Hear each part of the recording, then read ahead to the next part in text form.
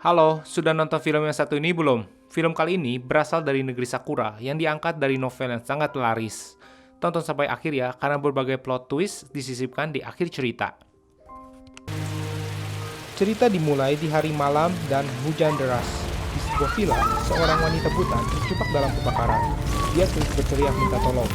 Tapi di pinggir, seorang pria hanya menatapnya dengan dingin. Bukannya menolong, dia malah bersiap mengambil foto. Keesokan harinya, pria itu ditangkap atas tuduhan penculikan dan pembunuhan. Pria ini bernama Yudai, seorang fotografer terkenal di Jepang. Karena hal ini, banyak reporter yang ingin meliput kisahnya. Yudai mempunyai kakak bernama Akari. Dia bilang padanya, jangan khawatir, katakan saja apa kata pengacara. Lalu, saat diinterogasi, Yudai berkata bahwa wanita tersebut menjadi model fotonya dengan sukarela. Namun, saat sesi pemotretan, lilin tidak sengaja jatuh dan membakar Gordon. Aku ingin segera menolongnya, tetapi api sangat cepat menyebar. Karena tidak ada saksi dan bukti yang cukup, maka kasus Yudai pun dianggap kelalaian pekerjaan saja, dan Yudai akan dibebaskan dengan syarat bulan depan. Kyosuke adalah seorang penulis lepas. Dia bermimpi ingin menulis bukunya sendiri. Kasus Yudai ini sungguh mengebarkan Jepang. Dia yakin bahwa kasusnya ini adalah pembunuhan sengaja, maka dia pun menyelidikinya dan memberikan infonya pada Kompas. Tapi, editor yang bernama Yoshiki ini bilang bahwa kasus ini sudah ditutup oleh pengadilan, jadi kamu tidak perlu menyelidikinya lagi. Kyosuke tetap bersikeras. Saat itu, Yudai malah terus memotret wanita itu dalam api, ujarnya. Jika kita bisa mendapatkan foto tersebut, maka itu bisa dijadikan barang bukti. Selain itu, Yudai juga punya keanehan. Dulu dia pernah mengikuti modelnya dan mengurungnya dalam rumah. Editor ini pun bilang akhirnya terserah kamu saja. Kalau bisa cari bukti ya nanti kita akan publis. Maka Kyosuke pun pergi ke rumah Yudai. Yudai lalu bertanya, kamu kenapa ingin menulis buku tentangku? Apa ingin mencari bukti kasus kebakaran itu ya? Kyosuke pun bertanya balik, ada apa? Apa kamu benar-benar tidak menolongnya? Yudai lalu bilang, aku sudah jawab pertanyaan ini berkali-kali di depan polisi dan pengadilan. Lalu Kyosuke bertanya, apa ada foto terakhir pada saat wanita itu ada di dalam api? Yudai pun terdiam dan berkata, mana ada, pergi kamu sana. Lalu Kyosuke berkata, aku hanya ingin melihat keindahan karyamu. Dulu karyamu pernah meraih penghargaan. Menurutku karyamu sungguh unik. Mendengar hal ini, Yudai pun berubah pikiran. Sampai dia memberikan kartu kunci rumahnya pada Kyosuke dan bilang, datanglah kapanpun kamu mau. Kemudian Kyosuke pun melanjutkan penyelidikannya. Dia pergi mewawancarai orang-orang yang berhubungan dengan Yudai. Pertama adalah lembaga yang memberikan penghargaan pada foto Yudai. Orang di sana bilang Yudai adalah orang yang sangat gigih sampai menakutkan. Demi memfoto kupu-kupu, dia pernah sampai tinggal seharian menunggu momen di rumah kupu-kupu. Kedua, Kyosuke menyelidiki koran-koran lama. Diketahui bahwa ayahnya dibunuh saat rumahnya dirampok. Sementara Yudai dan kakaknya hanya terluka, tapi sampai saat hari ini belum ditemukan siapa pelakunya. Kyosuke pun berpikir bahwa ini mempengaruhi pribadi Yudai yang aneh. Lalu dia mengunjungi teman Yudai dulu. Temannya berkata bahwa pasti Yudai pembunuhnya. Karena dulu dia juga pernah melakukan hal yang serupa. Dia pernah menyergap pacarku saat SMP. Lalu Kyosuke bertanya tentang kasus perampokan rumah di Yudai. Temannya pun teringat sesuatu. Hubungannya dengan kakaknya sangat dekat sampai kelewat batas wajar. Setelah peristiwa itu terjadi, aku datang ke rumah sakit untuk menjenguknya kan. Saat itu aku dari luar mendengar mereka tertawa bahagia. Lalu aku intip dari luar, ternyata mereka berdua sedang lagi asik-asikan. Dengar-dengar juga ayahnya suka memukulinya dan kakaknya ya tahulah cewek diapain. Kyosuke pun lanjut mencari polisi yang waktu itu menangani kasus perampokan rumah Yudai. Polisi itu berkata, awalnya memang seperti perampokan biasa, tapi anehnya tidak ada uang yang hilang. Menurut penuturan adiknya, perampok berumuran 40-an yang gemuk, tapi kita tidak menemukan tersangka yang cocok satupun. Tidak ada saksi dan juga tidak ada rekaman kamera CCTV. Kyosuke pun berkata, bisa jadi Yudai dan kakaknya merancang pembunuhan tersebut. Ditambah lagi, mereka juga disiksa oleh ayahnya. Polisi pun kaget dan berkata, aku juga mencurigai begitu, tapi masa sih mereka kan hanya anak SMP. Lagi pula kalau dilihat dari luka tusuk pada tubuh mereka, tampak memang dilakukan oleh orang dewasa bertubuh tinggi. Malamnya, Akari datang menemui Yudai. Mereka pun menunjukkan hubungan yang memang agak sedikit tidak wajar. Yudai berkata bahwa akhir-akhir ini ada penulis yang datang. Akari lalu berkata, hati-hati, katakan seperlunya saja. Keesokannya, saat wawancara dengan Yudai, dia menerima telepon dari tunangannya yang akan segera menikah. Tampaknya tunangannya marah karena Kyosuke malah sibuk ngurusin kasus Yudai. Yudai malah bertanya mengenai tunangannya, tapi tidak dijawab oleh Kyosuke. Malamnya, Kyosuke bertemu dengan tunangannya yang bernama Yuriko. Bermaksud ingin menunda pernikahan mereka karena dia ingin menyelesaikan bukunya yang terakhir ini. Tunangannya pun marah padanya. Dari jauh, Yudai memperhatikannya diam-diam. Keesokan harinya, Kyosuke menemui Yudai lagi untuk memberikan semua hasil penyelidikannya. Editor pun bilang, pasti mereka berdua yang merancang pembunuhan ayahnya. Kasus kebakaran ini pun pasti begitu, pasti karena Yudai ingin memfoto wanita itu dalam api. Tapi tetap saja, untuk bisa diterbitkan berita di dalam surat kabar, bukti harus kuat dan tidak bisa asal tebak. Hasil penyelidikan Kyosuke pun ditolak. Setelahnya, sang editor pergi ke sebuah hotel. Betul sekali yang membukakan pintu adalah kakaknya Yudai. Lalu mereka meminum sebuah pil merah. Tampaknya itu adalah pil kekuatan Ultraman. Lalu pertempuran bagaikan binatang pun terjadi. Yoshiki berkata ada seorang penulis yang menyelidiki kalian. Meskipun dia tidak ada bukti apapun, tetapi tetap saja berbahaya untukmu. Akari pun berencana untuk menanganinya malam itu juga. Lalu Akiri pun menunggu Kyosuke pulang di depan rumahnya dengan pakaian yang aduhai. Kalian kira-kira bisa tahu apa yang terjadi selanjutnya ya? Keesokan harinya, Kyosuke datang ke rumah Yudai lagi, tapi saat itu Yudai kebetulan hendak pergi. Lalu dia memberikan 2 buah tiket pertunjukan menari. Dia bilang, aku tidak suka pertunjukan menari, jadi kamu pergilah dengan tunanganmu. Kemudian, Kyosuke pun mengajak tunangannya pergi dengannya. Di tempat acara, ternyata Yudai juga ada di sana. Mereka terkejut, maka mau tak mau, Kyosuke memperkenalkan tunangannya pada Yudai. Tapi salaman tangannya tiba-tiba kelamaan. Tampak ada sesuatu. Kyosuke pun memisahkan tangan mereka. Saat pertunjukan berlangsung, Kyosuke tidak bisa tenang dan memperhatikan Yudai.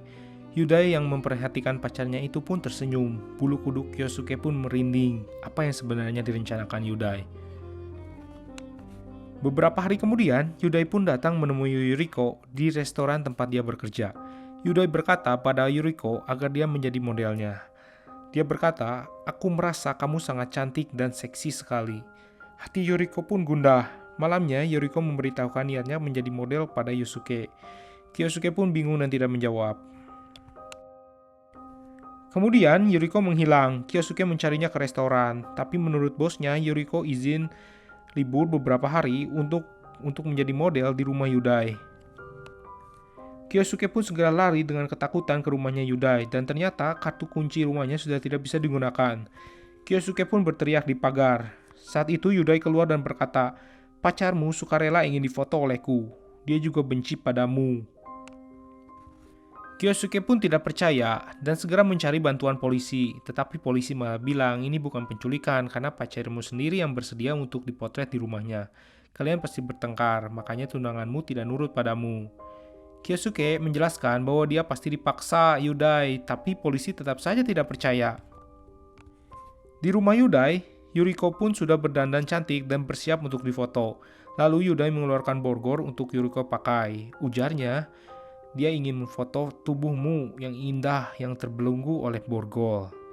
Yuriko pun tidak bisa menolaknya.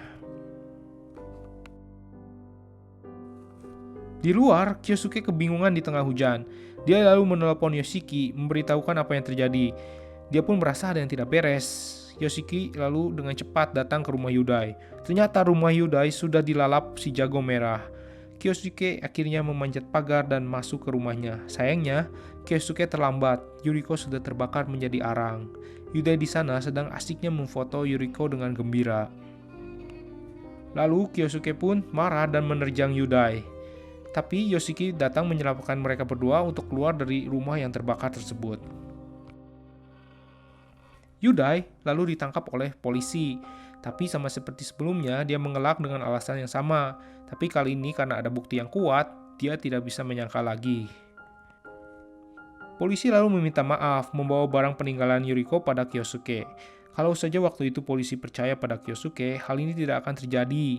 Di dalam diarinya, Yuriko menulis bahwa dia diancam dan disiksa terus setiap hari oleh Yudai.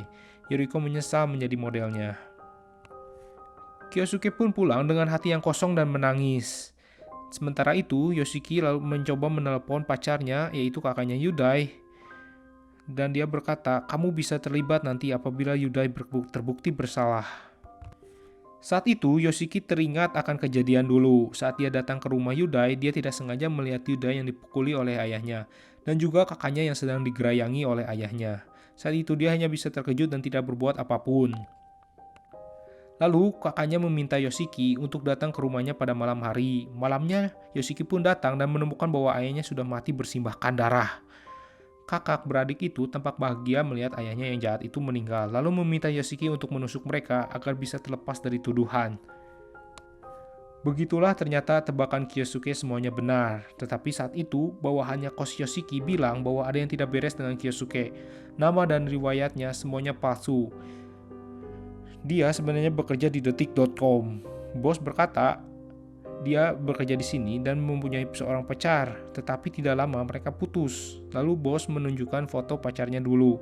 Ternyata pacarnya Kyosuke adalah seorang wanita yang buta yang dulu dibunuh oleh Yudai. Yoshiki pun terkejut.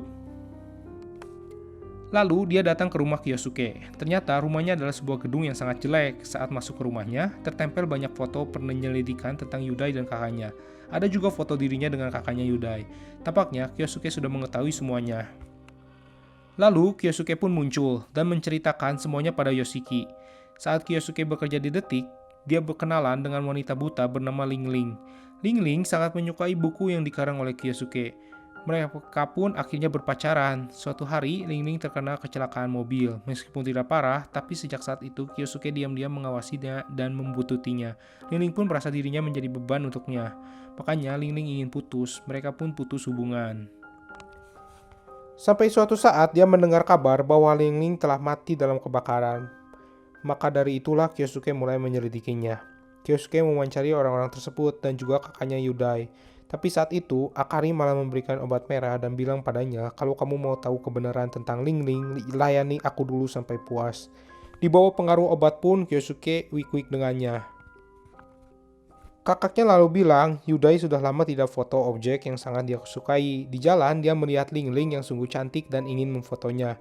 Tapi Ling Ling selalu menolak, makanya aku menolong adikku tercinta. Aku dan Yoshiki menculik Ling Ling untuk difoto. Tapi saat difoto, Ling Ling terus-terusan menangis. Mana bisa dapat foto yang bagus. Maka dari itu, aku marah dan membakar Ling Ling.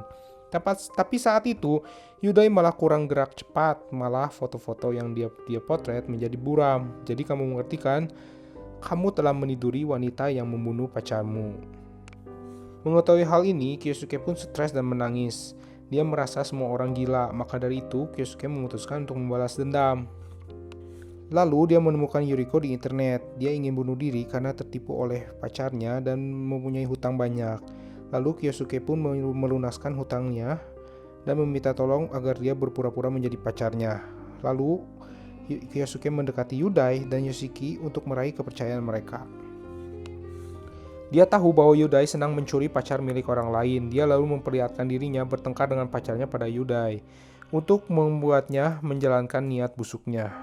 Maka Yuriko menjadi modelnya Yudai. Hal ini juga sudah direncanakan oleh mereka berdua.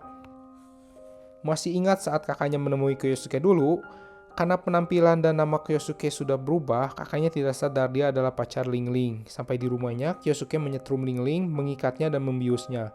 Lalu, Kyosuke menggunakan HP kakaknya untuk meminta Yudai menemuinya. Saat itu, dengan cepat, Kyosuke menukar tubuh kakaknya dengan Yuriko dan menggunakan borgol yang disiapkan oleh Yudai.